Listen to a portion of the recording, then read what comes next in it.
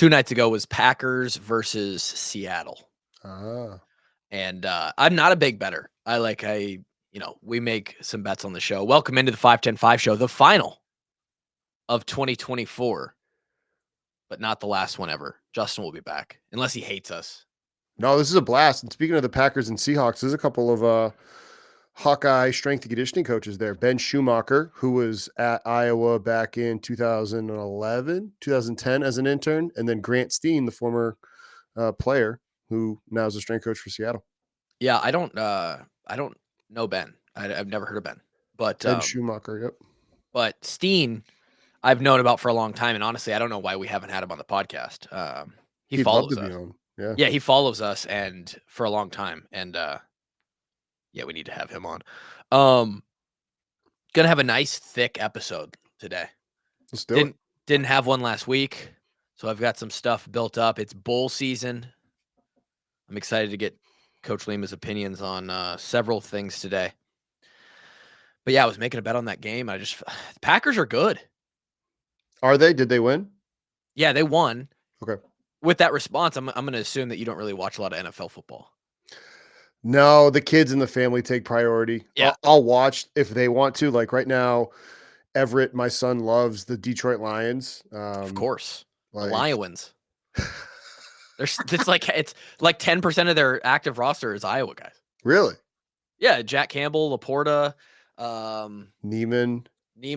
I'm pretty sure at another point there was one or two guys. Ike was on the team. Matt Nelson used to be on the team. Yeah, Nelson.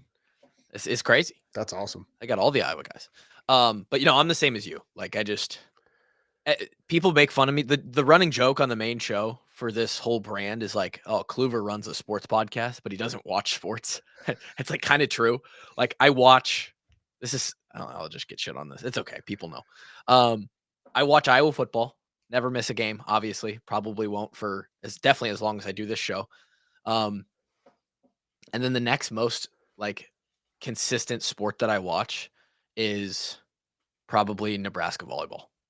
Really? Yeah, my wife is a Nebraska fan. Her folks are both from Nebraska, so she grew up a Husker. And by proxy, I have gotten into volleyball, the sport, more so the sport of volleyball, but Nebraska's her team. They also happen to be consistently year in, year out, like they are the Alabama of Division I volleyball. And volleyball is a cool sport, man. Volleyball is a super cool sport, and they're super fun to train, like men's and women's. Yeah. Dude. You want to talk about some absolute freaks? Like, let's just get real, because you don't have to do a bunch of 110s and these stupid dogma things. Zero. You just hey, let's get super powerful and jump really, really high. It's amazing, dude. When you want to talk about strength conditioning, we get into volleyball because that is it. Watching the Olympics this summer, I'm going to send you this. I'll have to go back and find his name because he's Japanese and I can't remember it. Gotta be the most impressive athlete I've ever fucking seen. I mean, I'm talking for people who understand true athleticism and what it takes to do, watching this guy jump from Japan, he's got fucking springs in his legs. Yeah. It doesn't make any sense how far and how high he can jump. It is unbelievable. And then the power and just the different kind of athleticism to contort your body in the air and go get things. It's this huge for me because it's not like you said, you don't even need you hardly would need 60-yard shuttles. It's all within a 5-yard window. Mm-hmm. It's just pure box agility drill. Oh my God. Which was nerve-wracking, by the way. One of the worst drills that we did at Iowa was what do we call it? Was it just box? You talking about where the one where we're reactive? The one where you're in the middle of the 45, shuffle 45. Yeah, and you're in the front yelling 45. Yeah, I'm trying to remember what we called it. I think it was at Harvard, because we did it at Harvard too. The guy, the cube of chaos is what one of the. That's exactly what it was, dude. That's what he called it. The cube of anxiety is what it was. Because if you mess the drill up or you go a different way, you guys were just you guys were programmed to be no, fucking do it again. Do it again. You know what the funniest part is though? Coach Doyle was one of the worst at pointing the right direction, but would So always, bad. he was so bad at it. His own son, Dylan, was like, cause I would train Dylan. I'd personal trained Dylan since Dylan, when I was a freshman or when I was an intern. So Yeah. Dylan wasn't even in high school. It was like And 7th grade. Yeah. yeah, so I've been training him for a while. And he's like, hey, thanks for like actually pointing to the cones. He's like, cause my dad doesn't do a good job of it. I can't imagine. I can imagine a little bit of Dylan's life or all, all his kids' lives. But man, being Coach Doyle's son that's a tough one. It's like being Jocko's son. Yeah, he's got a son because I mean, there's a reason why his two daughters roll like all the time. Oh, they're bad at they're like elite at jujitsu. Funny story about Jocko's daughter. So Freya, I have FaceTimed with her a couple times. Oh, really?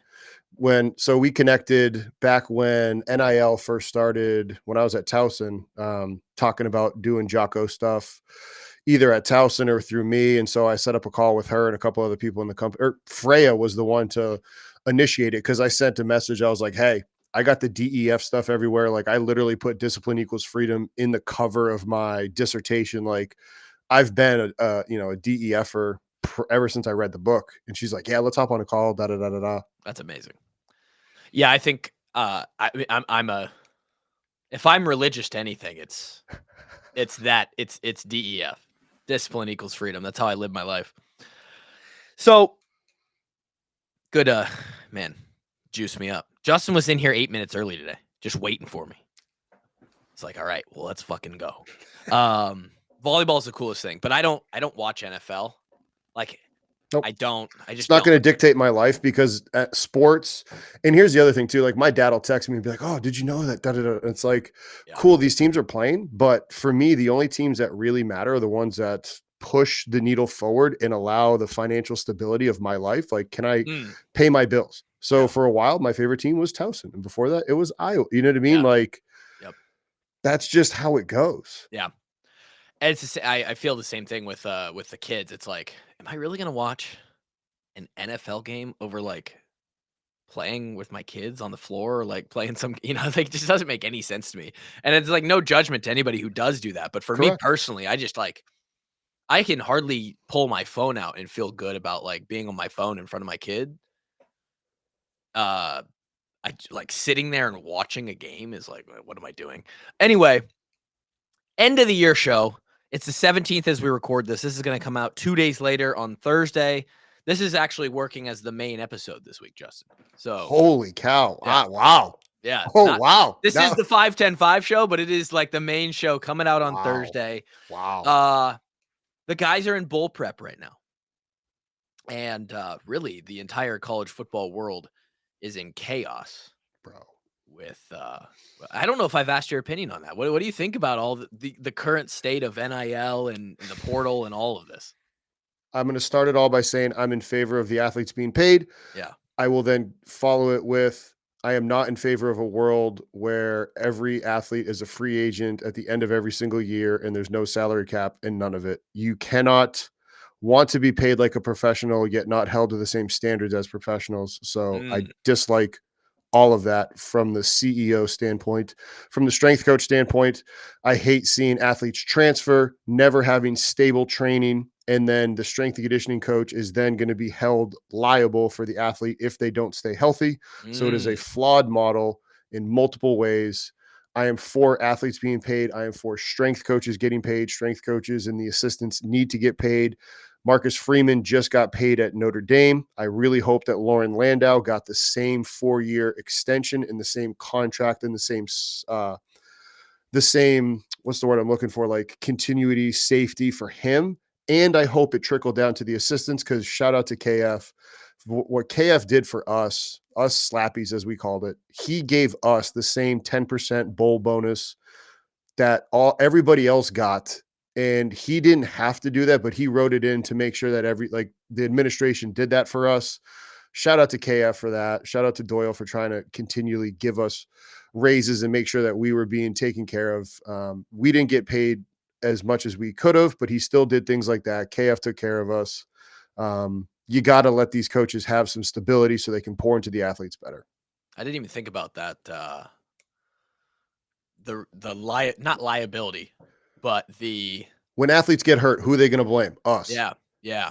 And if Johnny whatever, like this, I saw this something on Twitter the other day. There's a kid who it said like, this is peak NIL. He had a Georgia tattoo. Yeah, I saw it. Yeah. He had a Penn State jersey and he had like a different Twitter. And it's like, okay, so there's 3 different coaches that have affected this athlete's training over a year.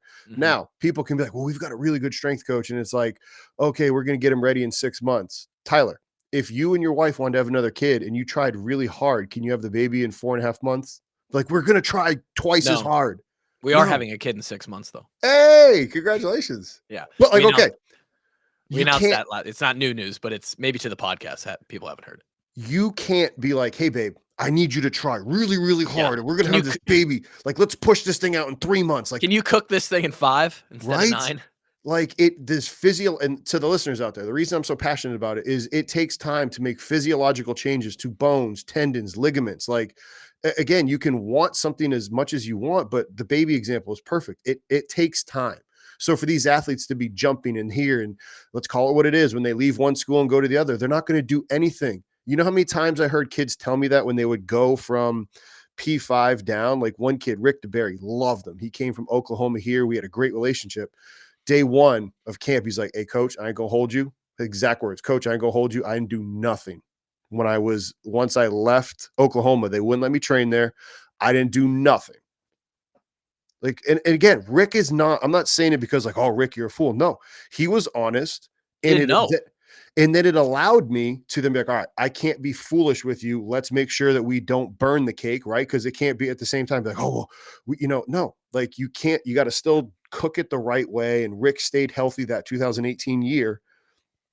I'm saying it because he is not the outlier. He is a lot of these kids that are going through, okay, you're leaving this school. Now you don't know what you're going to train. You want to stay healthy so you can get the NIL deal. Damian Lillard, when he signed like that huge contract before whatever, he told whoever the head coach was for whatever team he was on, because he keeps jumping around too. He's like, coach, I didn't train because I didn't want to get hurt, because these contracts, when you read them, they're not guaranteed for the athlete if they get hurt outside of the facility. So they won't want to train hard, because when you train hard, you know it from doing, like when you're going to overhead squat 315, that locks you up, because guess what? You could hurt yourself. These athletes aren't going to do hard training by themselves because they could hurt themselves and they want their money. So you have detrained athletes jumping around. Strength coaches are going to be on the hook for it, and then they can get fired. But that's why they strength coaches need to have a really good contract. They need to get paid. So that's my long-winded answer on let athletes get paid. Fine, cool. The schools have all the money. Awesome. But let's find a better way to do it. And I think that that's the general consensus from everybody. It's incredible that like these guys that are bouncing around could just be, I mean, you never even get a chance. The new program, I mean, if the new program even has this sort of structure, they're just like walking into Devo card. Like they never even get to advance, because every time they go into a new system, they have to reevaluate them, re-FMS. No, the opposite. They're going to go right to the advanced card. Well, they will, but should they? No, that's the problem. Exactly. Right. They're skipping that foundation step. They're skipping building a good foundation, because a lot of high school programs nowadays are doing the same thing. Mm-hmm. So you're just skipping and skipping and skipping, and it's like bad things happen. Man, I'm 30 and I'm just squatting 405. You can still at 30 can get so much out of 1x20. Coaches will get people off a program because the athletes will get bored and will leave a school before the program will actually, you can get all the juice out of the squeeze. I mean, even in a good system, like when I was playing and it was better. There was not a lot of this chaos yet. Like, it's still really hard to get all the juice out of the squeeze. It's hard for me personally, and I know it, to stick with it and be like, all right, just come on, man, follow. Like if you can develop, like that was Iowa's thing. If anybody got out the juice out, it was Iowa. And like we're talking about, like athletically, I'm probably me using myself as an individual. I'm probably not quite as athletic. I think I could get there in like 6 months if you gave me the time. But like from a pure like lifting standpoint, body composition standpoint, at 30 years old, I'm better now than I was at Iowa, because starting from Iowa, I've had 12 years to continually work on my work in the gym. You're Like, now finally an advanced lifter. So yeah. you see this note right here. It says, what does it say? It says NSCA research paper TPAC. Yeah. I finally have to get around to writing this research paper from research that we did at Towson, where the hypothesis was, hey, we think that some one of these variables, sleep, hydration, stress, soreness, whatever, is going to best affect performance by these athletes. Yeah. And we found that not one single variable for not one athlete or for all the athletes determined performance. And the reason being is the conclusion was athletes at that level, and I still would say it right now, for any of the kids in any of the colleges are still so untrained that you can give them any stimulus and they still are still so young and they can recover from any of it. It doesn't matter. Even the kid that's 24 or 23, like you are still so young and you can get any stimulus you want. You are not the tube of toothpaste that needs to be really, really rolled to get the toothpaste out of it. They're barely opened. Correct. But too many coaches want to specialize because they don't have their principles. They haven't done their work. Like I got off the phone with a strength coach yesterday. He's like, Coach, I was like, okay, calm down. What are you trying to do for your job? Well, I want to be head in P5. I'll go, okay, man, let's do the research. There's about 70 head P5 jobs. Who knows you in Power 5 football? Nobody. Yeah. Okay. You have to start well, I want to get paid. I don't want to do internships. Bro, nobody knows you in the field. Why would they pay you? Right. Exactly. It's like, listen, and I had to give them a reality check. Like, listen, take 70 times 5. Let's go 350. There's 350 jobs in Power 5 football. So the supply is low. The demand is high. They can pay you what they want. And you have to know people, brother. Whether you want to realize it or not, that is the simple case. And you have to lay the foundation and lay the work. And you can't be skipping steps as a coach either. Do the thing. Yeah. There's you want to talk about, and to be quite honest, it's why I'm not it's why I'm not a college football strength coach. Because at one point it wasn't like what I was dead set on, but it was a possibility. In my head, it was like, well, maybe I at the time you were our strength coach, Nick was our strength coach. I'm looking at you guys, I'm like, shit, I'd like to do that. I could do that.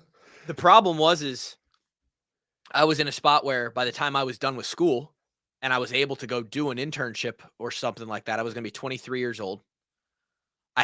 It wasn't a dying passion of mine. Like it wasn't the number one thing. I'm going to do whatever it takes to be a college strength coach. So I wasn't all in, which I think is good to be able to recognize in yourself. Yeah. Shout out to you for that. Because if you don't recognize that and you go down you're going to waste a lot of time, like finding what you want to do. And I was like, man, I specifically, Kevin even started this path because Kevin interned the summer after we were done. Yep. I had an inside track.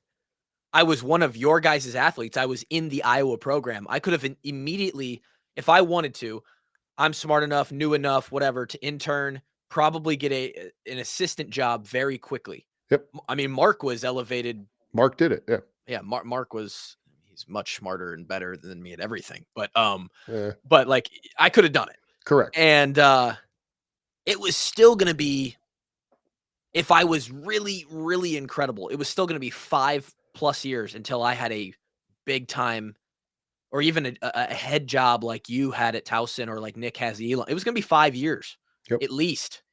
Like I was going to be pushing this time in my life currently today where I was like, okay, now I got a sick job.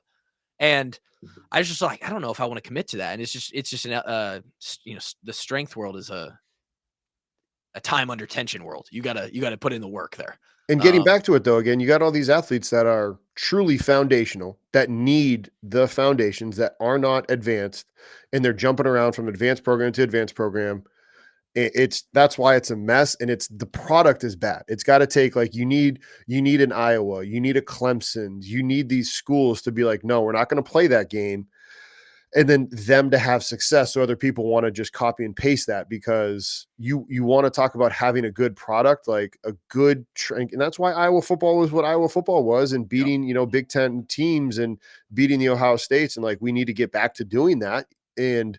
But the reason why was like, hey, we're going to develop this talent. We're going to do things differently. And you can still have that message because we're going full circle now.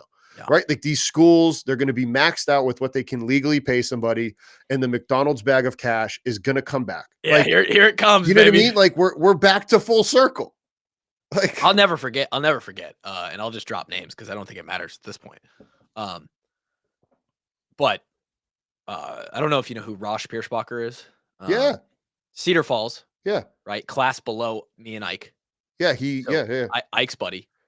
Went to Alabama. Yep. Had offer from Iowa. Like, you know, he was one of those guys. He was one of those who, like, now we do pretty good at like keeping most of the time we keep the like Xavier Wampa, like those kind of guys, we keep them in state. Back then it was like, oh, they're going to Bama, right? Like we're gonna the in-state guys, and we still lose guys out of state. You're never gonna go 100%, but he was like a big one back around my time coming out of high school. And I just remember hearing from people, not Ike, but other people who knew him. It was like, yeah, he went on some SEC visits, and there happened to be some envelopes of cash like in his hotel room. Shut up. Yeah. So, like I just don't even. Again, like I'm such a walk on too. Like I went to Division III football. Like I didn't know any of this stuff. Oh, dude. So I'm like, what? When I heard that, I was like, are you fucking kidding me? You got, I think at the time, it sounds ridiculously irrelevant now, but at the time it was like $3,000. Dude, coming out of high school, $3,000? Probably in 20. So like, there's a lot. Oh of yeah, them. You it know was what I mean? thick. I was like, I have to like, I'm like budging my way in the closed door just to get these coaches to know who I am. Like someone let me walk on, please. These guys are getting $3,000 envelopes in their hotel room on the recruiting visit. It's like, it's crazy. And I think you're right. It is going to come back. I'm curious to know, and maybe you have an opinion on this, because I think Iowa, we've talked about this. Iowa is that developmental, find good people, find people who want to be committed. Discipline equals freedom. Like stay in the program, build yourself up. The Jay Higgins type, right? Yeah. Don't go. Coach Wallace had a great tweet about Jay and how his story is so great in today's world of college football. Iowa values that. Iowa wants to find a class of 17 of those guys. And sure, you're going to lose some to attrition. You're going to miss on a couple. They're not going to turn out to be, but more often than not, more than the other schools, you're going to find 6 or 8 or 10 good group of core guys that are like, man, we're winning because these guys value the right things. They don't value flip-flopping every other year and going and getting a bag and like all this stuff. Yep. And I biasly tend to think that is still going to win in today's college football. Like the Coach Ferentz traits and values that he expresses down throughout the program, that's going to win still, because in the end, it doesn't matter how much each guy's getting paid. Like a lot of these things could go the opposite way negatively. It's like team congruency and continuity and like chemistry. That's going to matter.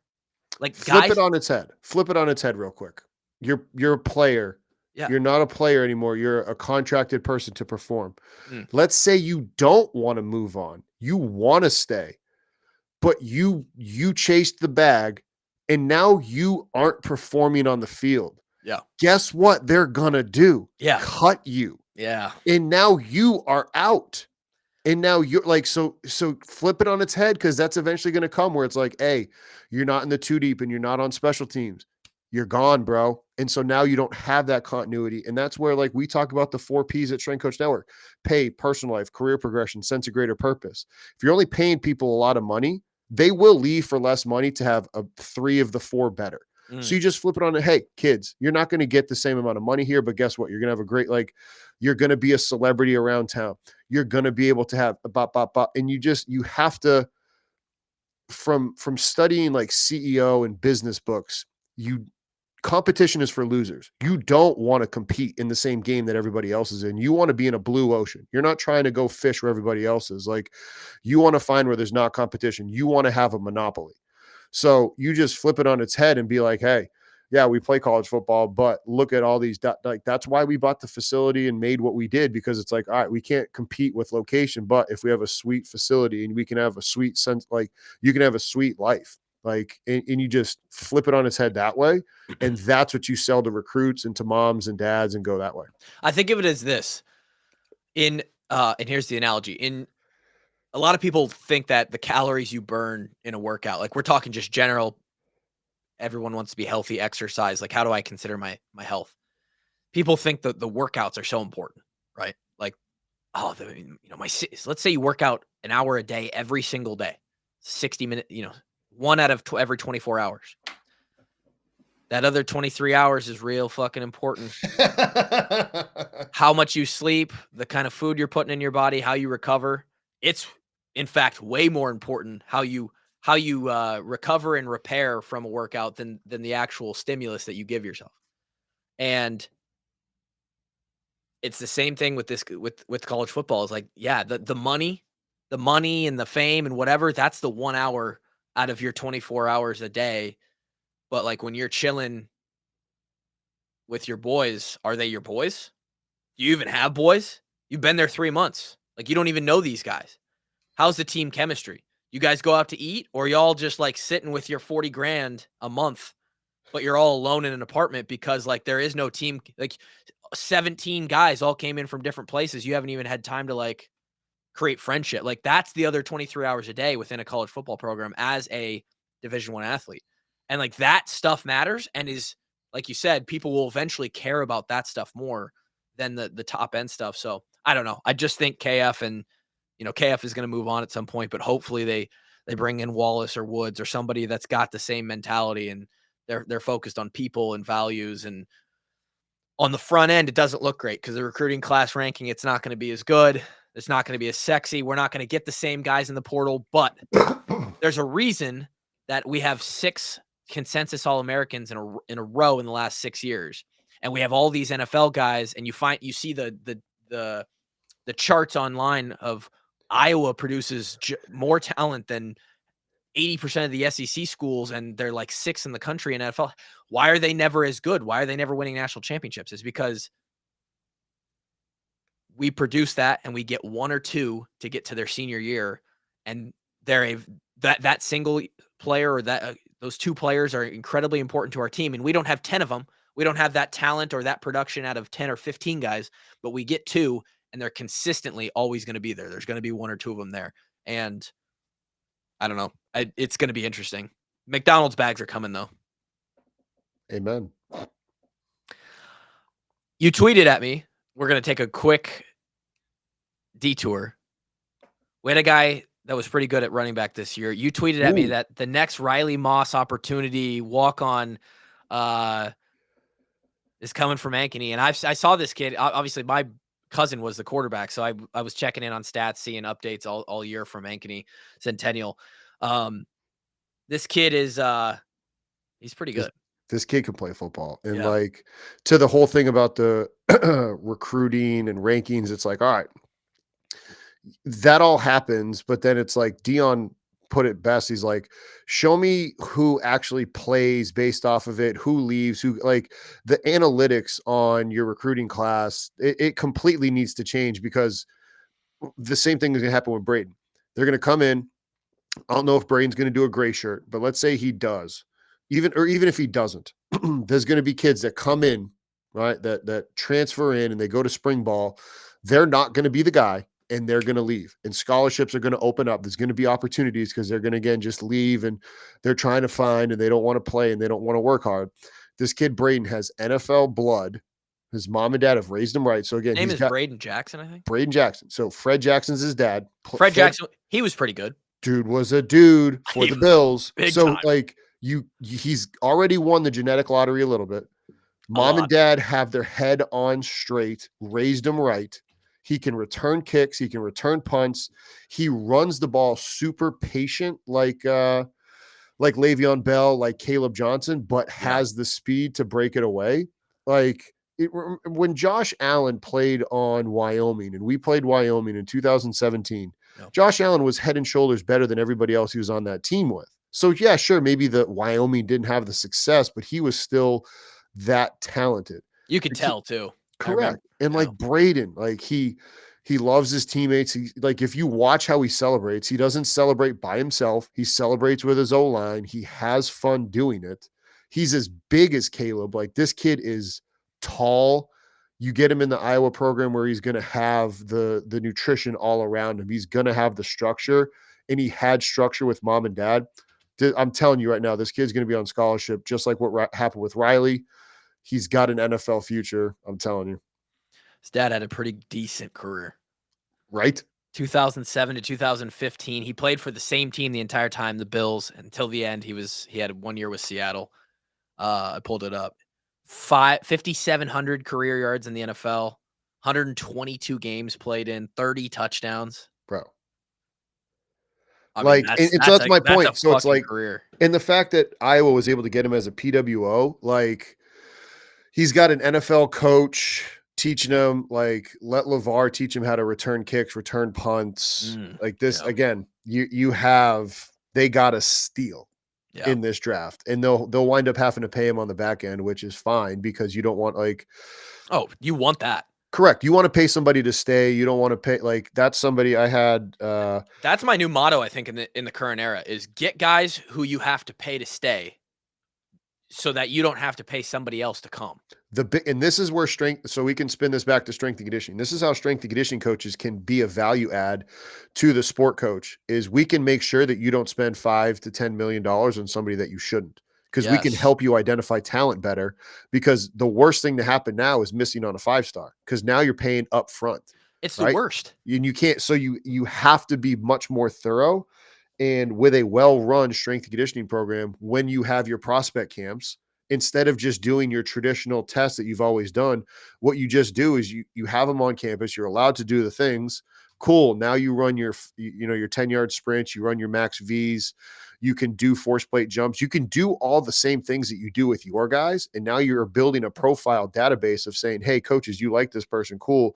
They do or don't compare to these people based off these metrics that we already assess with our team. Like, don't run a 3-cone drill or an L drill just because that's what they do at the combine. No, do the stuff that your players do so you can accurately assess who they are and better identify talent. And that's how your strength staff can help you avoid fumbling the bag. There is absolutely no doubt that, and I'll just place it like this. Let's say we paid Cade McNamara $500,000. I think that might be actually low from what I've heard, but let's say it's 500. And we paid Jay Higgins last year to stay. We know what Jay is, right? We had an idea. We had some, and a lot of the portal is built on dreams and fantasy. What could he be? Oh, what if he's in this program? He did this here. Here's what his recruiting ranking was. Here's what he did in high school. What could this guy be? That's what recruiting is from high school. It's not all a false promise, but a lot of it is. But when you got guys that you develop and you see, and the coaches know what they're putting in every day, day in, day out in the program, coaches know what they have. Why do you think Iowa hired interns as assistants? Yeah. You know what you have. And so if you have to pay, man, if you could find a way to like, hey, we're paying all of these guys to stay another year or to stay in this program for the next 2 to 3 years, and you're paying not pennies on the dollar, but a lot less than somebody else because they're already there. They don't have to move. There's a lot of things that are already set up. That's the way you got to do it in today's world. Again, find the people that are bought in from the beginning. It's where it is. All right. Bowl prep. Important time period. Maybe. It used to be.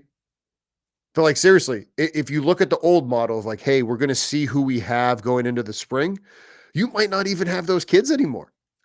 But you can't approach it like that though. Like, as the guys that you have, you got to work with those guys that you have, right? You can't just forget about them, or like maybe in some instances, like you're like, oh, this guy's on his way out. But for those guys that you do see, like, hey, maybe this is a guy that we can build into and we can pay him to stay later on, right? The money's going to become a factor. This is big. Like a lot of the ones, the starters, the older guys. Tell you what, if anybody's wondering, Jay Higgins is not doing a lot of heavy lifting right now. He'll be doing some heavy lifting, not some heavy hitting. Like, Heavy, especially, I know what you're saying. Like, those guys, we're trying, you try to take some of the stress off of them, right? Because we talked about before, you're a stress manager. The guys that have played a lot, we got to take some stress off of them. They're during finals. Anybody listening right now, the players are doing more on the weekends than during the week. We give them options right now. They come when it works for their schedule. We're kind of like Planet Fitness now, where it's like, hey, come when you want within these parameters. Yeah. Come at 6, 8, 10, whatever. If you're a morning person, we will run you through training so you're not completely by yourself, but you choose what group you come to. Please be an adult and figure out if you're going to come, Monday, Tuesday, Wednesday, or Monday. Like, figure your schedule out. Take days off when you need it in the middle of the week within, those little bit of time to come train. The weekends, there's no classes, so that's when they'll practice and they can all come together. So there's no conflicts with classes. But yeah, like you said, we need to let the other people recover, start to see who those other kids are, to be like, hey, once Jay's gone, who's going to be the backup linebacker, because you're now a snap away from being the starter. I'll never forget Doyle to start off the new semester, that January semester after the bowl game, and the seniors graduate. Now the seniors are on, vacation training. Basically, it's like, hey, come in at 9. You see them walking around, but they're no longer part of the team, right? There's a new senior class. There's a lot of new starters that are going to step in. Someone's got to fill roles, right? Yeah. And in training, it ramps up in those 8 weeks. GPP starts all this stuff. And so Doyle, he'd be prime Doyle, and he'd be like, no one's coming to save your ass. Like I remember, like, Kreider's not here anymore. Kluver, you got to snap the fucking ball next year. I don't know if you can do it. Like, and that was the whole thing. And he would go after everybody like that. Like, hey, no one's coming to save you. The seniors aren't here to hold your hand anymore. Like, it's your time. And that fired me up. But it's true. There's a lot of young guys that are going to play massive roles. You can't fill every need in the portal, especially at Iowa, because we just don't have that much money. So this is a big time. There's a lot of developmental work going on. Like, practice happens, and then some more practice happens after that. Oh my God. Strength Coach Network, we're getting a phone call right now. I'm going to just ignore that. Dude, that's like a classic ring. We have an office line. Really? Oh yeah. You can answer it if you want. Nah, they can wait. This is amazing. Dude, I haven't seen a landline in like forever. How much is a landline cost these days? $5? Yeah, it's dirt cheap. They're selling it to you for free. That was nostalgic almost, hearing that call. I felt like I was back in my childhood home and like, Tyler, answer the phone. It would be even better if this thing was corded, right? Oh yeah, you got to wrap the cord around the kitchen wall. My mom used to do it so she could talk and not. Oh, amazing. Where was I? We're in the middle of bull prep. There's a lot of practice going on. There are some people that are doing some heavy lifting, not just lifting in the weight room, but like lifting. Like, there's a large workload. Yeah, they're hitting. They're doing 9-on-7. They're doing block drills. The young guys. If I'm wrong, that's where Logan Jones got his start, because he was a D lineman, right? He might have been switched at that time. Yeah, that's what I'm saying, is like these guys where it's like, hey, I think I can see this person at this spot. Like, well, good point. There's a lot of guys where if coaches have ideas in their heads about, like, the old Dallas Clark, yeah, you're not going to be a linebacker. You're going to be a tight end, right? Some of those moves could be made at this time. And does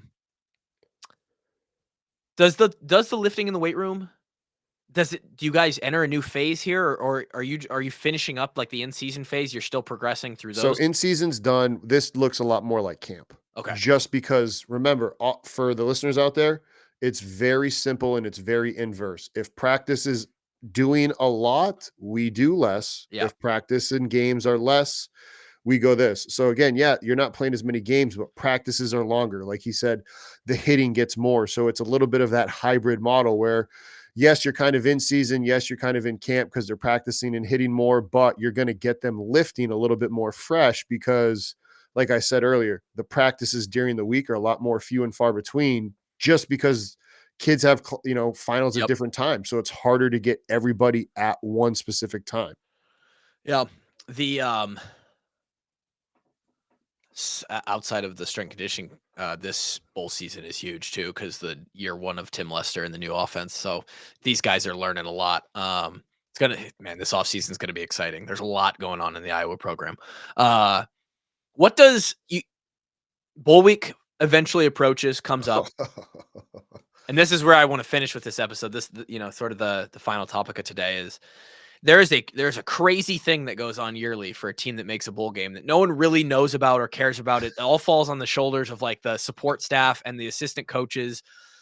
And that is that you basically have to uproot your entire life that is as a Division I program and transplant it down to Jacksonville or Tampa Bay or I'm not even, we stayed in LA, but I forgot where we even fucking practiced out there. We practiced where the LA Galaxy played their. Oh yeah, we went to, yeah. How could I forget that? Because that's yeah.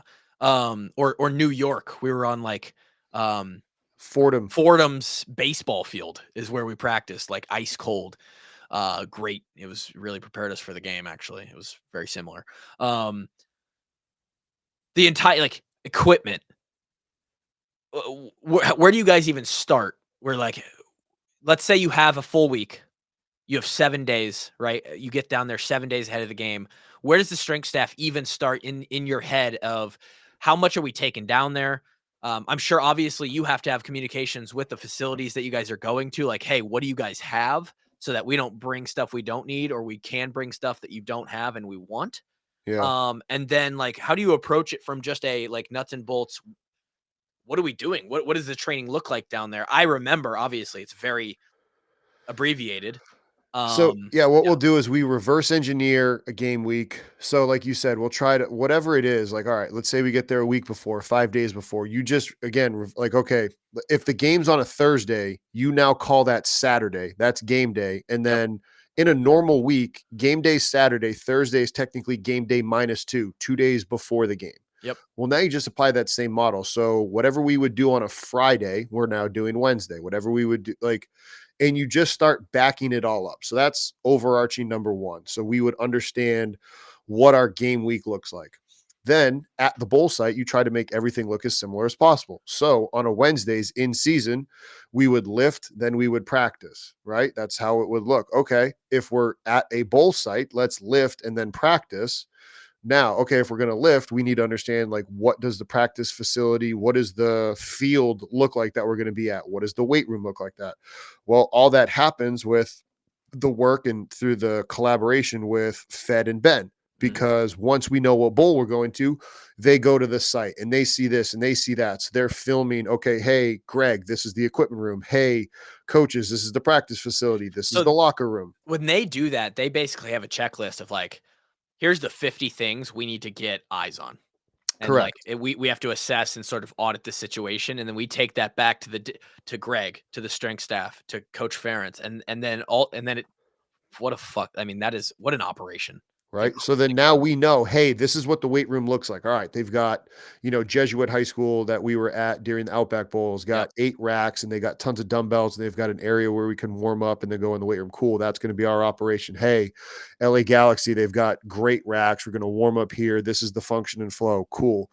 And then you understand what your function and flow is. All right. Now, what lifts are we going to do? We would typically have the skill guys do one less lift towards the end. Once we started microdosing more, they would do they would do that extra Thursday lift or Wednesday lift. So we would then do our, Monday lift and practice, Wednesday lift and practice. Thursday would be off where we would still that would probably when we would go and do more bowl related activities that we needed to do. Friday, we would still bring the primer stuff with us so we could have our primer and fast Friday.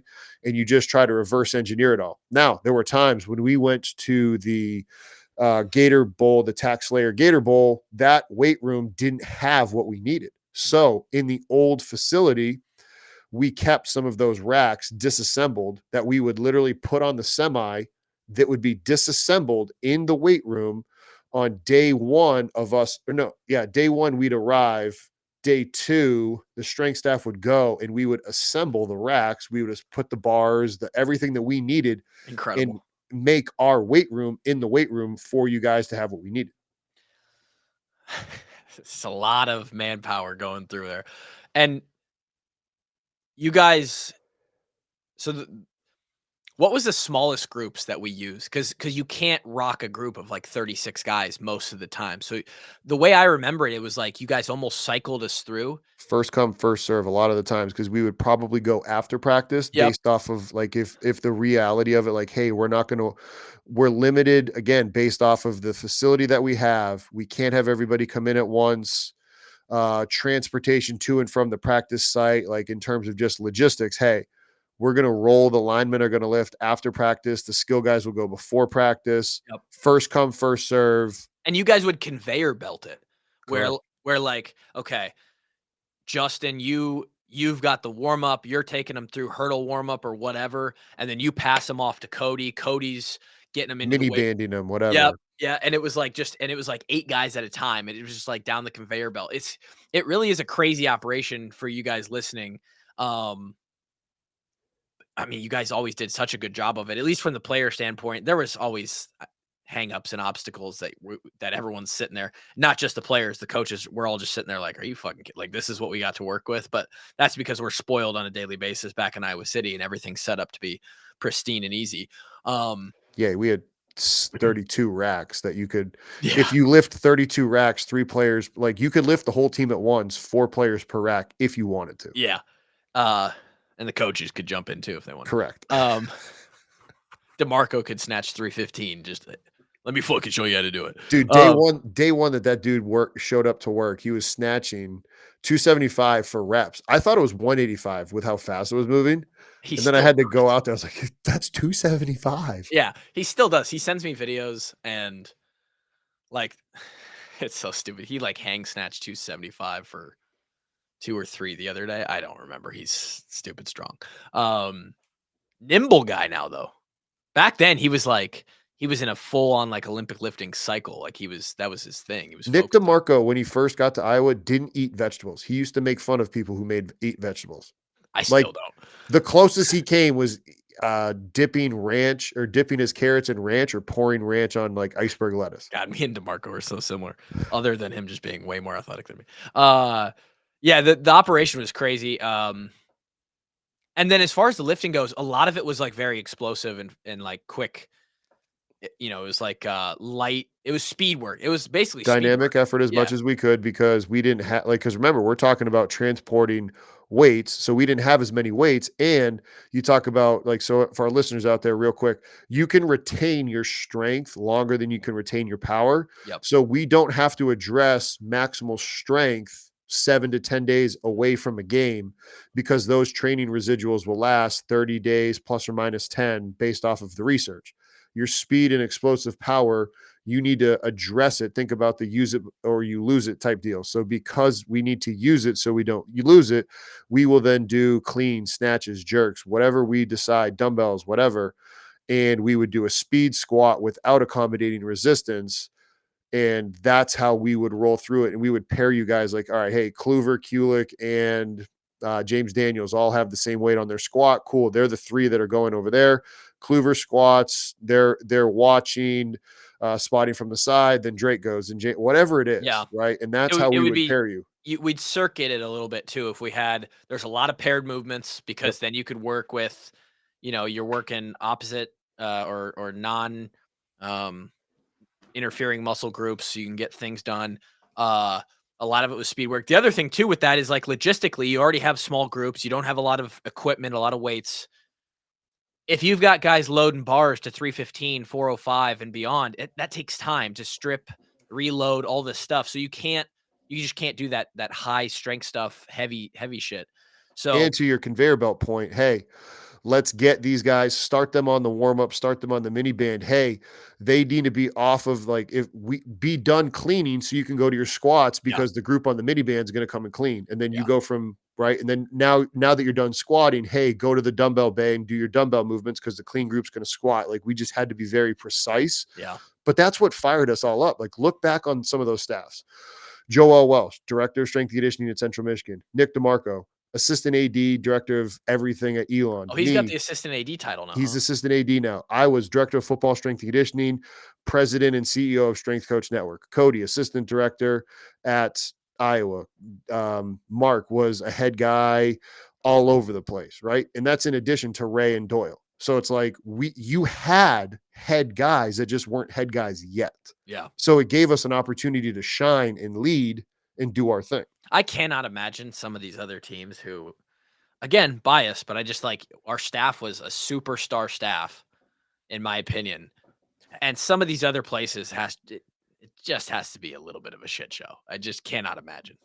So I can't share names, but like I have coaches calling me being like, bro, like my boss is like, calling me at 8 p.m. at night because like they're literally writing the workout the night before. And they're like, oh, we need to get these.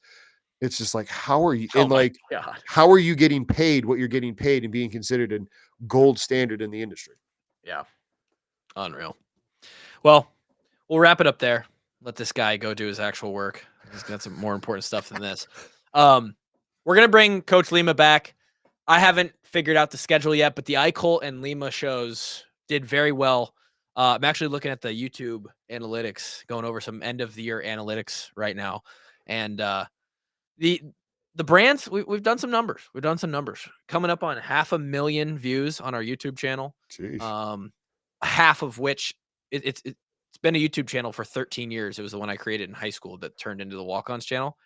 And half of our 500,000 views have come in the past 365 days. So a lot of that's been because you've been on the show, because Eichel has been on the show. We've done a lot of shows this fall. And I'm thinking like a monthly kind of frequency in the off season to bring back Coach Lima and David Eichel and for some sort of recurring episodes there. In the first one, whenever we meet back in January, I want to talk about that winter phase when guys go home and hopefully they don't get pregnant like KF said that one of my former teammates did. I don't think it was the winter break. It was actually like I think the summer break. He gained like 17 pounds in fucking get pregnant.